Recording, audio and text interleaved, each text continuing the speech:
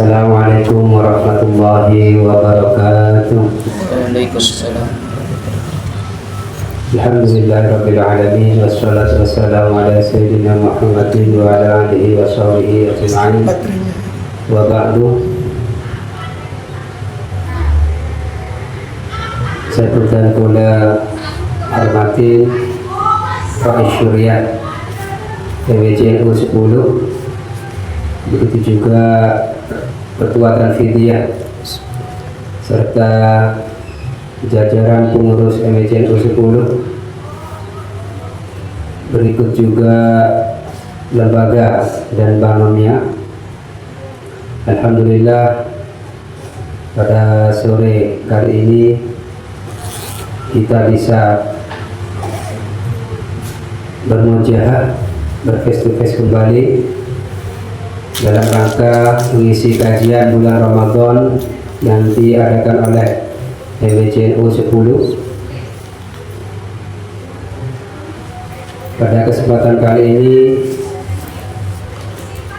Pak ingin membawakan, ingin menyajikan tentang bab siam puasa, karena memang kebetulan momen ini adalah momentum bulan puasa. Bismillahirrahmanirrahim. Subhanaka la ilma lana illa ma 'allamtana innaka antal alimul hakim. Rabbi shrah li sadri wa yassir li amri wa hlul 'uqdatam min lisani yafqahu qawli.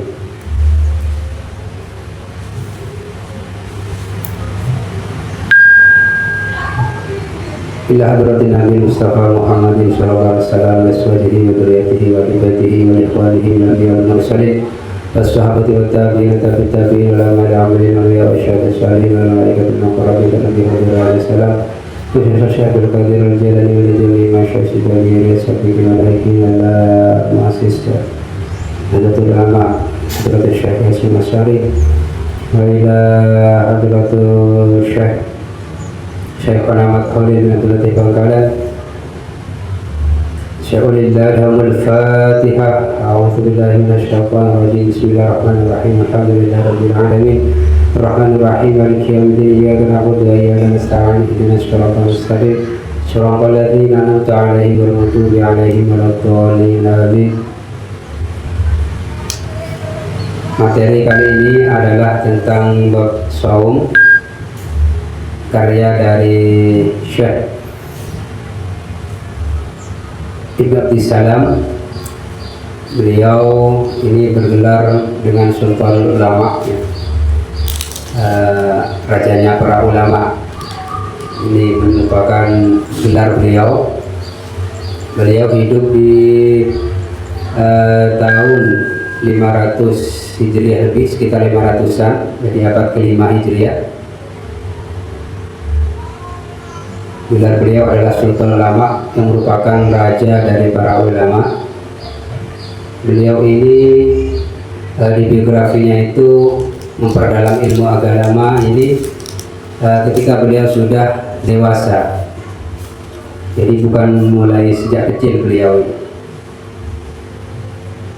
tapi karena kegigihannya beliau dalam menuntut ilmu, mencari ilmu, kemudian beliau ini mampu mencapai makom Sultan Ulama, jadi seorang yang disegani di bidangnya. Fadailus shaum, lis-shaumi fawaidu raf'ud darajat wa takfirul khati'at wa kasrus syahawat wa takthirus shadaqat wa tawfirut ta'at wa syukru alimil khafiyat wal inzijar an khawatiril ma'asi wal mukhalafat.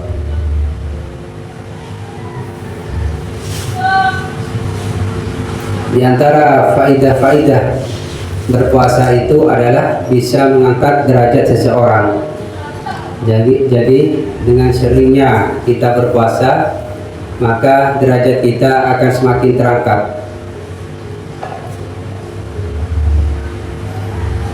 Dan juga yang menyebabkan seseorang itu terangkat derajatnya itu sering-sering memperbanyak baca sholawat. Semakin banyak baca sholawatnya, itu derajatnya semakin naik, seperti itu. Begitu juga dengan puasa ini. Puasa dapat mengangkat derajat seseorang.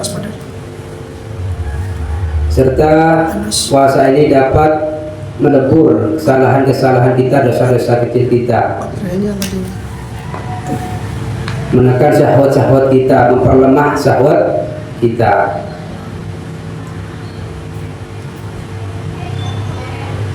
Serta lebih bersemangat dalam menjalankan ketaatan, bisa menjauhi maksiat dan hal-hal yang melanggar syariat. Ini diantara faedah-faedahnya berpuasa. Qaulihi sallallahu alaihi wasallam, "Idza jaa Ramadan futihat abwabul jannah wa ghulqat abwabun nar wa suffidatis syayatin."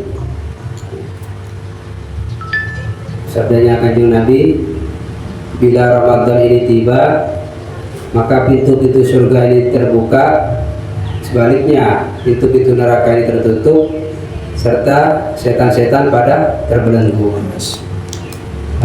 Para ulama kemudian memberikan penafsiran tentang dibelenggunya setan ini. Jadi ada yang menafsirkan setan ini dibelenggu secara hakiki. Jadi dalam artian dibelenggu,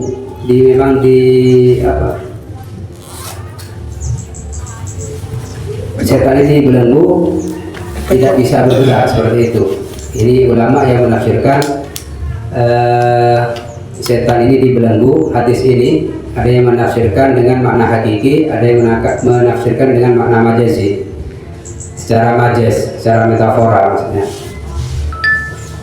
Jadi sedangkan ulama yang menafsirkan setan ini dibelenggu secara majaz, artinya bukan secara hakikatnya, mereka mengatakan pada bulan Ramadan ini setan itu dibatasi ruang geraknya. Jadi dikurangi intensitas setan itu mengganggu manusia. Jadi ruang geraknya, intensitasnya itu dikurangi, dibatasi. Tidak seperti di bulan-bulan lainnya. Ini menurut ulama yang menafsirkan setan itu terbelenggu di bulan Ramadan.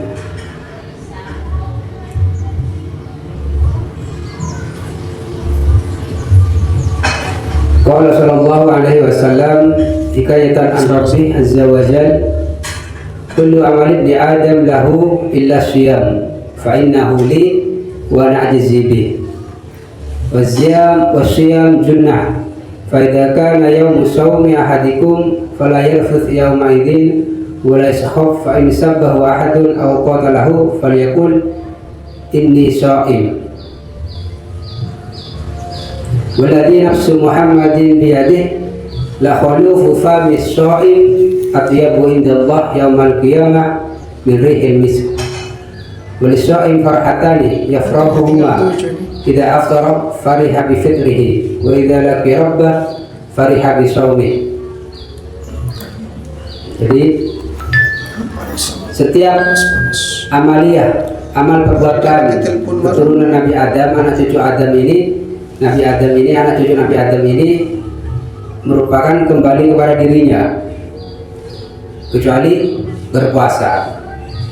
Maka firman Allah yang merupakan hadis qudsi. Hadis qudsi ini adalah firman Allah yang tidak tertuang dalam Al-Quran. Puasa ini kata Allah untukku, untuk Allah, dan aku nantinya akan membalasnya sendiri.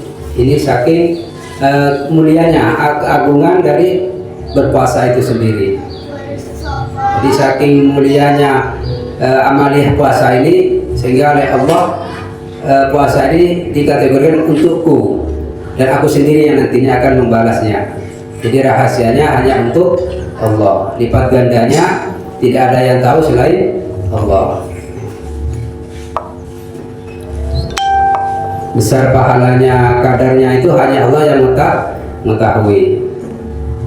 Karena nantinya kelak Allah sendirilah yang akan membalas puasa ini, pahala puasa ini.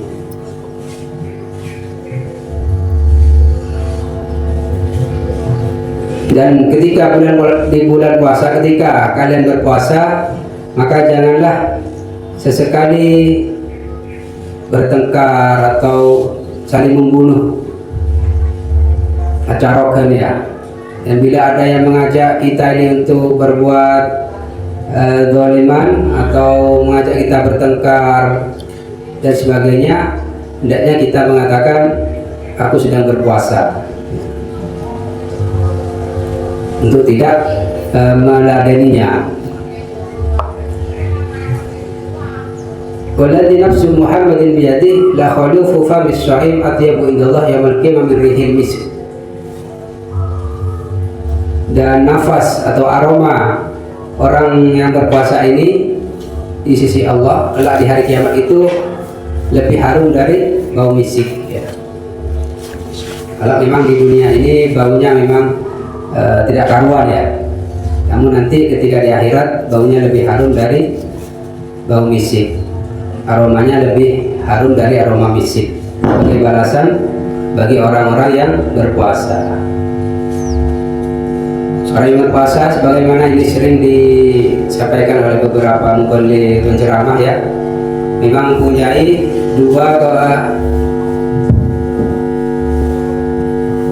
puasa ini memiliki dua kebahagiaan,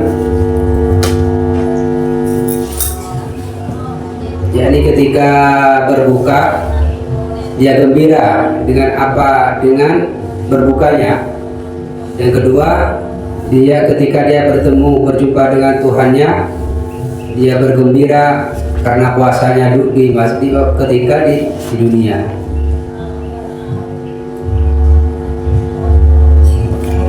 Memang yang ditunggu-tunggu dari orang berpuasa ini kan buka iftar, takjilnya itu, buka puasanya itu memang, sehingga mereka farihah bi fitri, mereka senang bergembira dengan ketika saat berbuka. Apalagi nanti ketika di akhirat, ketika berjumpa dengan Allah, mereka akan berbangga atas puasa yang dilakukan semasa hidupnya, seperti itu.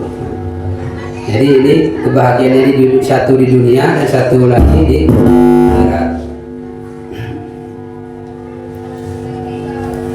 Wa anhu sallallahu alaihi wasallam annahu qala kullu amali ibni adam yudha'aful hasanah asyru amthaliha ila 700 dhif. Qala illa as-sawm fa innahu li wa ana ajzi bih yada'u syahwata wa ta'amah min ajli. Jadi sabda kanjeng Nabi lagi, setiap amal perbuatan anak cucu Adam ini pahalanya dilipat gandakan oleh Allah dari 10 sampai 700 lipatan. Jadi digandakan sampai 10 sampai 700 kali, kecuali puasa. Sebagaimana firman Allah tadi, kecuali puasa, sungguhnya puasa ini hanya untukku dan aku sendiri nantinya akan membalasnya. Waqala sallallahu alaihi wasallam, inna fil jannah baban yuqalu lahu rayyan yadkhulu minhu as-sha'imun yawmal qiyamah la yadkhulu ma'hum ahadun ghairuhum. Jadi kelak di surga ini terdapat sebuah pintu yang namanya pintu rayyan. Pintu ini hanya dimasuki oleh orang-orang yang berpuasa di hari kiamat. Jadi di surga ini ada pintu khusus yang disebut dengan pintu rayyan, hanya dimasuki oleh orang-orang yang berpuasa. Tidak bisa dimasuki oleh selain orang as-shaim. Yuqalu ayna as-shaimun fa yadkhuluna minhu fa idza dakhala akhiruhum uliqa. Jadi pintu ini kelak ketika akan memasuki surga, dari pintu ini akan dipanggil, mana orang-orang yang dulu berpuasa, orang-orang yang semasa hidupnya sudah berpuasa bulan Ramadan atau melakukan puasa sunat, maka masuklah dari pintu tersebut. Dan ketika orang terakhir masuk, ini pintu tersebut akan ditutup.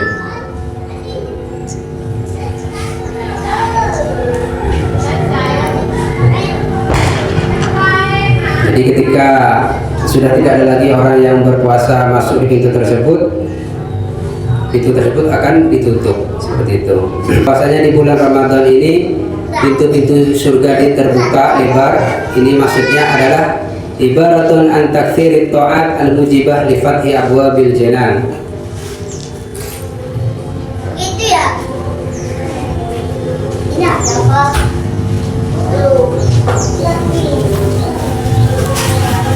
Li fathi abwabil janan. Jadi maksud dari pintu-pintu surga itu terbuka di bulan Ramadan itu banyaknya amalia-amalia ketaatan di bulan tersebut, sehingga menyebabkan pintu-pintu surga itu terbuka seperti itu. Ketahui bahwa binar ibaratun an filatil ma'asyi al-mujibah ila abwabil niran. Maksud dari tertutupnya pintu-pintu neraka adalah sedikitnya kemaksiatan yang menyebabkan pintu neraka itu tertutup.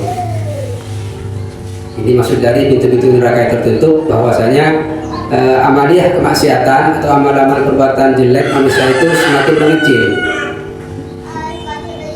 sehingga menyebabkan pintu neraka itu tertutup.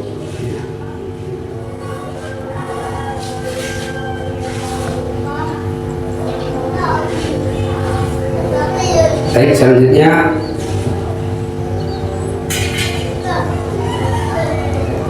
mengapa puasa ini sangat mulia, amaliyah puasa ini sangat dimuliakan oleh Allah? Li'annahu la yadkhulu riya li khafa'i wa li'anna al-ju' wal 'atas la yataqarrab bihima ila ahadin min mulukil ardi wa la taqarrab illa al-asnam. Jadi karena bagi orang yang berpuasa itu sedikit sekali yang riya. Jadi amaliyah puasa ini hampir dipastikan tidak tercampur dengan riya, dengan sifat riya. Karena kan manusia kadang tidak tahu kalau kita ini berpuasa, kecuali kita mengatakannya, atau ketika makan bareng misalnya tidak mau, baru orang tahu kalau kita ini puasa. Jadi umumnya orang lain itu tidak tahu kalau kita ini sedang berpuasa. Ketika mereka berpuasa meninggalkan makanan, maka selama itu juga malaikat memohonkan rahmat, memohonkan ampunan untuk orang-orang yang berpuasa. Qala sallallahu alaihi wasallam, Ramadan ila Ramadan mukaffiratun ma bainahunna idza ijtanabatil kaba'ir. Idza ijtanabatil kaba'ir. Jadi dari Ramadan ke Ramadan berikutnya ini adalah merupakan pengampunan atau pelebur dosa-dosa selagi tidak melakukan dosa besar. Seperti itu. Kalau dosa besar beda lagi urusannya. Ini dosa khusus, dosa-dosa kecil atau kesalahan-kesalahan yang bisa ditolerir seperti itu.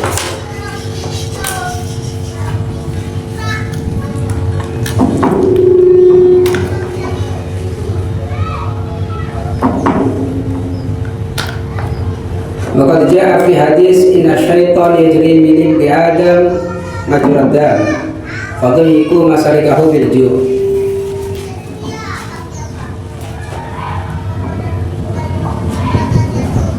Jadi setan itu berada mengalir di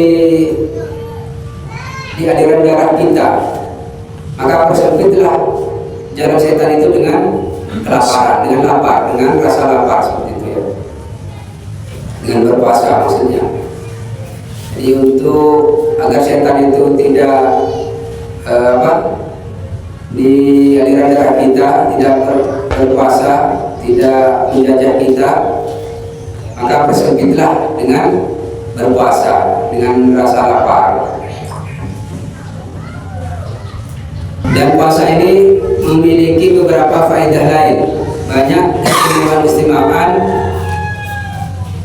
puasa ini.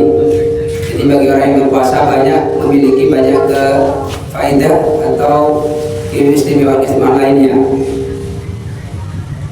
Efek-efek positif lainnya banyak bagi orang yang berpuasa. kasihatil adhan wa salamatil abdan wa ja'a fi hadis sumu tashihu. Jadi di samping faedah yang disebutkan di atas tadi, secara badaniah puasa ini dapat menyehatkan badannya. Sebagaimana hadis sumu tashihu, berpuasalah ikuti saya kalian akan sehat. Bahkan ada yang bilang menurut penelitian para ilmiah ini dalam tim medis kedokteran ya, Journal of American Heart Association ini disebutkan puasa ini dapat menurunkan berat badan, menurunkan kolesterol, lemak dalam tubuh, begitu juga ada gula dalam darah. Jadi di antara keistimewaan berpuasa. Ya berat badannya turun memang nggak makan ya, mengurangi makan, tapi jangan sampai nanti mau doa ini pas buka berdoa ya, jadi tetap porsinya tetap dibatasi. Jangan pas mau doa ini ketika buka puasanya nambah banyak ngamuk. Dan diantara lagi keistimewaan puasa di bulan Ramadan ini, manfaat toroso iman kalahu mithul ajri. Manfaat toroso iman kalahu mithul ajri. Min ghairi ayang kusa min ajri shaim syai'un.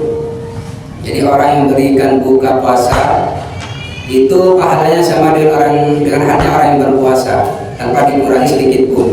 Loh. Enak. Ini keistimewaan orang yang mukai, istilahnya Ramadhan itu mukai oreng ya, mukai oreng apasan. Itu keistimewaannya dapat pahala sebagaimana halnya orang yang berpuasa tanpa dikurangi sedikit pun. Tapi jangan dijadikan alasan kemudian mana itu apa suhai, mukai itu fatal itu ya. Apalagi puasa yang wajib, ya kalau puasa sunnah tidak apa-apa gitu. Kalau puasa wajib beda lagi konsekuensinya. Di samping kita berpuasa wajib Ramadan, kita juga memberikan iftar, memberikan takjil kepada orang yang berpuasa seperti itu, agar pahalanya kita berlipat-lipat.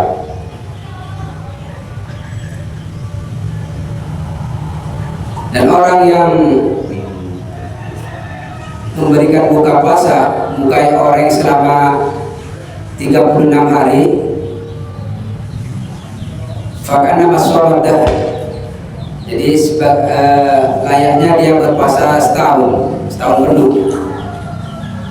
Ini kalau mukai orang ya, memberikan buka puasa, memberikan takjil kepada orang lain.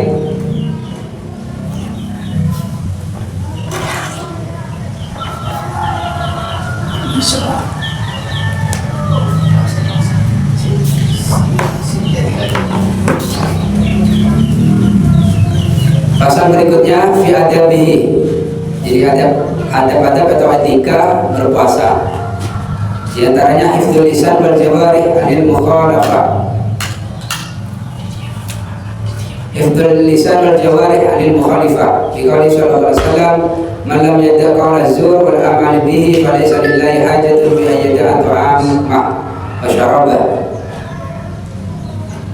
Jadi hendaknya orang-orang yang berpuasa ini menjaga lisannya, menjaga perkataannya atau anggota-anggota tubuhnya dari hal-hal yang menyalahi syarak. Sebagaimana disabdakan oleh Nabi, orang yang tidak meninggalkan perkataan jelek selama dia berpuasa, maka ini nonsen. Jadi puasanya itu uang kosong. Tadi 3 uang, padahal itu percuma. Kalau dia berpuasa sambil tetap mengatakan hal-hal yang dilarang. Jadi kalau di era digital ini mungkin masuk juga, kalau di era digital ini mungkin masuk juga kategori tidak memberikan komentar-komentar negatif ya di sosmed misalnya. Tangannya puasa. Kalau dia sedang berpuasa, Jarinya puasa juga. ya, jadi jari-jarinya juga ikut berpuasa seperti itu.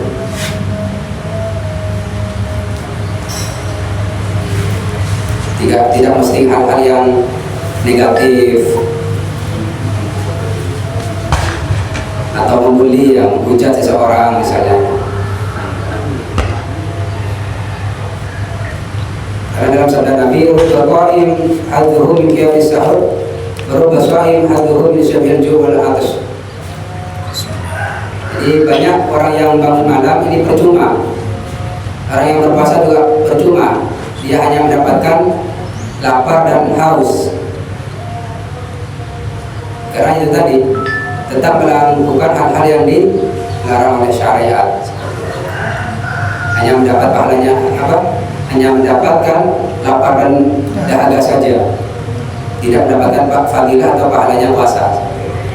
Ya puasanya sah, namun untuk pahalanya ini bisa jadi tidak mendapatkan pahala. Secara fikih puasanya tetap sah asalkan tidak melakukan hal-hal yang membatalkan puasa. Namun untuk nilai pahalanya ini tidak mendapatkan jika tidak melakukan pelanggaran syariat.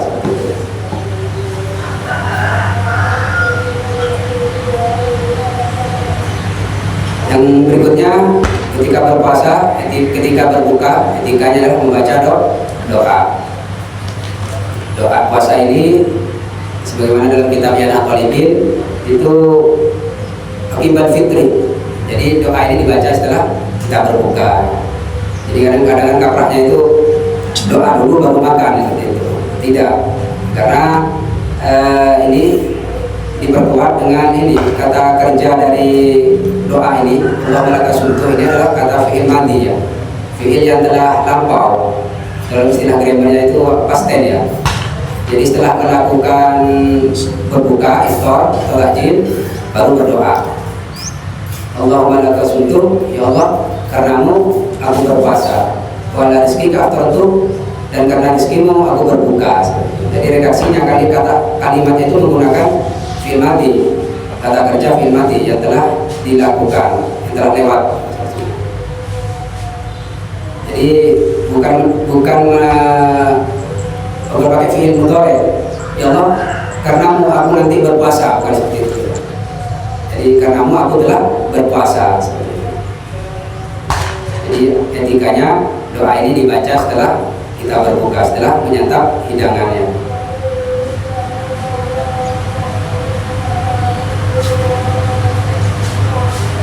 Etika berikutnya, poin berikutnya yaitu maiftar alaihi, bahwa rukuk utamar umma yang Nabi alaihi salam anahu kana yafturu qabla yusalliya ala muqabbat fa lam yakun fatamarat fa lam yakun asa-asawati min ma.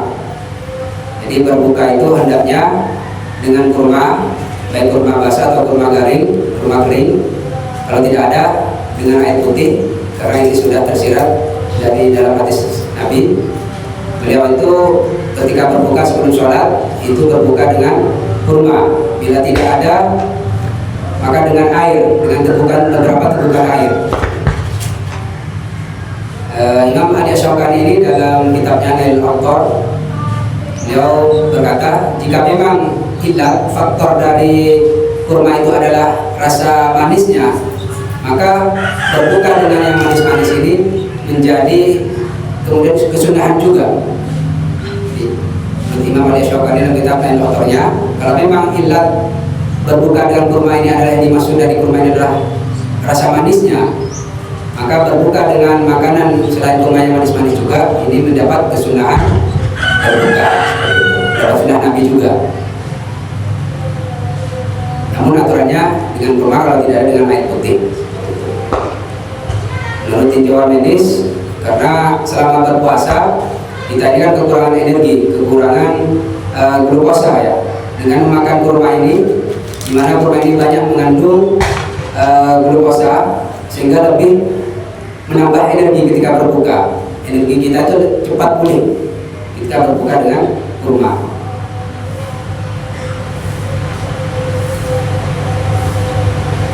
Berikutnya sunnah, di antara kesunahan puasa adalah takjil fitr wa ta'khirus sahur. Di qauli sallallahu alaihi wasallam tasaharu fa inna fi sahur barakah. Dalam hal berbuka ini kita dianjurkan takjil cepat-cepat, bersegera. Sedangkan untuk sahur itu kebalikannya, mengakhirkan. Tapi jangan ketika imsak ya, artinya sebelum imsak itu. Takjil ini kemudian dia terserap menjadi bahasa apa? Bahasa Indonesia ya. Takjil, kita bagi-bagi takjil seperti itu ya. Dalam takjil ini artinya adalah segera, cepat-cepat. Bukan nama istilah dari sebuah makanan atau barang yang dibuat puasa, barang yang dibuat makan puasa, bukan, buat berbuka maksudnya. Di takjil ini adalah Kata serapan. segera, ya cepat-cepat. Kemudian menjadi kata serapan, menjadi apa? Makanan puasa, makanan berbuka seperti itu. Istilah baru. Istilah baru. Dulu mungkin di masa kecil kita tidak ada seperti itu ya. Yang tahun 90-an, 80-an mungkin tidak ada istilah takjil itu. Buka, buka. Sewa. Sedangkan sahur ini sunnahnya adalah diakhirkan. Setidaknya semisal 20 menit kurang sebelum imsak seperti itu. Jangan setelah imsak, karena imsak ini adalah untuk berhati-hati dari terbitnya fajar shodiq ya. Karena umumnya ini fajar shodiq itu adzan itu diakhirkan dari fajar shodiq, terbitnya keluarnya fajar shodiq. Jadi bukan fajar shodiq keluar lalu adzan, umumnya bukan seperti itu umumnya. Jadi fajar shodiq keluar kira-kira dapat 5 menit dikumandangkanlah adzan. Itu untuk lebih berhati-hati, untuk berhati-hati orang yang sholat agar waktu itu sudah masuk seperti itu. Kalau orang berpuasa sebelum imsak, karena khawatir imsak itu fajar shodiq sudah keluar seperti itu. Namun yang ideal itu imsak itu 5 menit sebelum fajar shodiq. Sedangkan adzan itu 5 menit setelah fajar shodiq. Itu lebih hati-hati bagi orang yang berpuasa, juga lebih hati-hati kepada orang yang sholat. Seperti itu.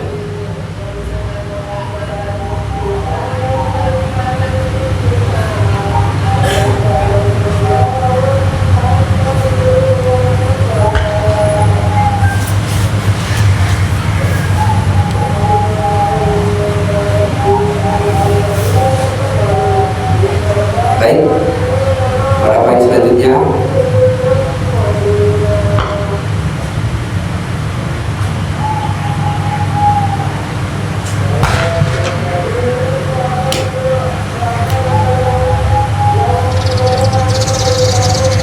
jadi hal-hal yang dijauhi ketika berpuasa diantaranya adalah al-wisol. Nah, Rasulullah SAW al-wisol.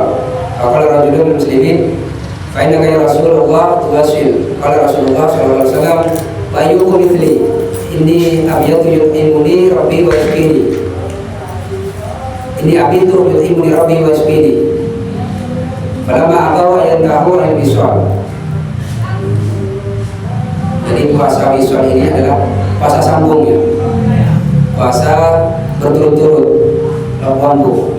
Beda halnya dengan puasa Nabi Daud. Kalau puasa Nabi Daud kan sehari puasa, sehari tidak. Ini sambung terus. Jadi Rasulullah tidak berkenan seseorang ini melakukan puasa wisol, karena Rasulullah ini tidak melakukannya. Rasulullah sebagaimana layaknya manusia biasa, beliau makan, minum, bergaul dengan istrinya. Dia tidak selalu berpuasa berturut-turut.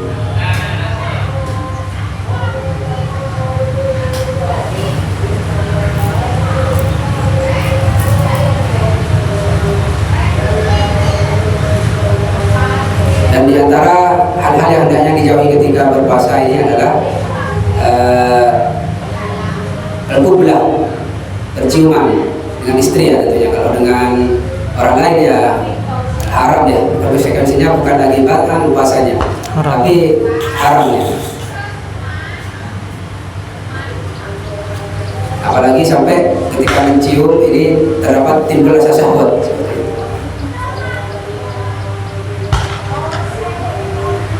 Selanjutnya al-hijamah, cenduk ya, bekam.